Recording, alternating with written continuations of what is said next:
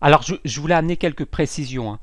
Quand on joue entre guillemets avec le moxa, le sel et le nombril, c'est une zone très sensible, n'est-ce pas? Donc je vous conseille, surtout la première fois, d'amener peu de chaleur, hein. Vous faites une séance assez courte, c'est préférable.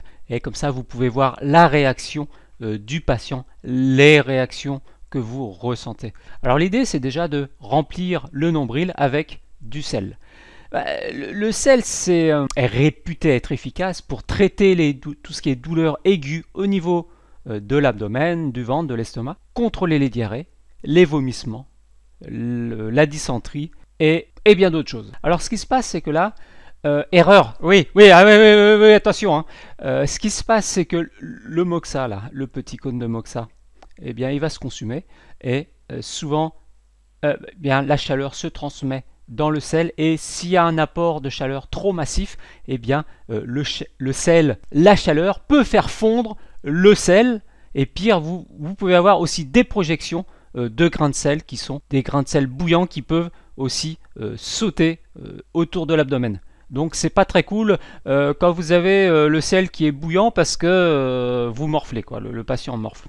Donc c'est pour ça qu'il faut absolument mettre une couche protectrice, par exemple une tranche de gingembre. Là on est OK.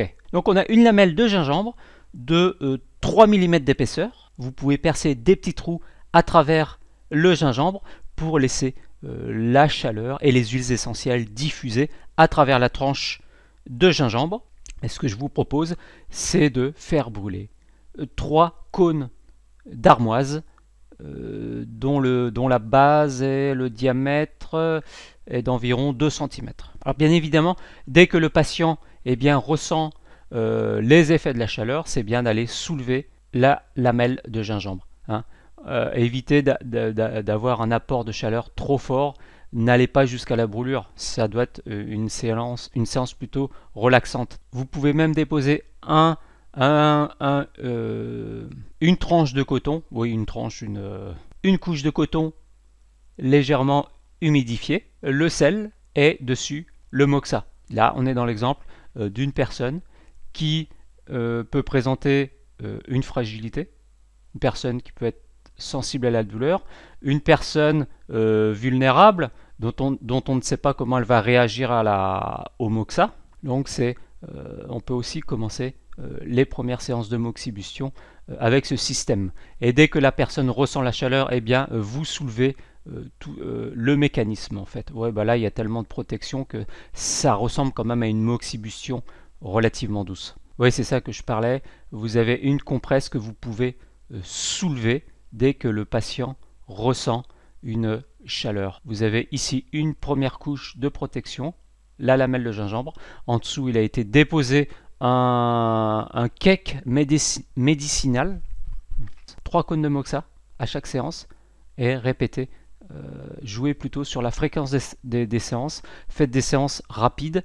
Faites des séances où finalement l'apport de chaleur est faible. Simplement dosez progressivement la chaleur.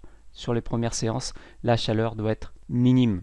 C'est une technique qui va renforcer le chi, vraiment une méthode de tonification pure. Et n'oubliez pas, quand l'abdomen est libre, libéré, eh bien vous avez aussi une action sur les jambes. Moi je vois ça comme un massage du ventre qui aide la bile, qui combat la constipation, stimule l'appétit. Ça reste une technique, un excellent moyen, un massage entre guillemets énergétique d'appel pour la circulation sanguine et lymphatique dans les membres inférieurs. La combinaison moxa sur nombril et massage du ventre nous offre des perspectives tout à fait prometteuses.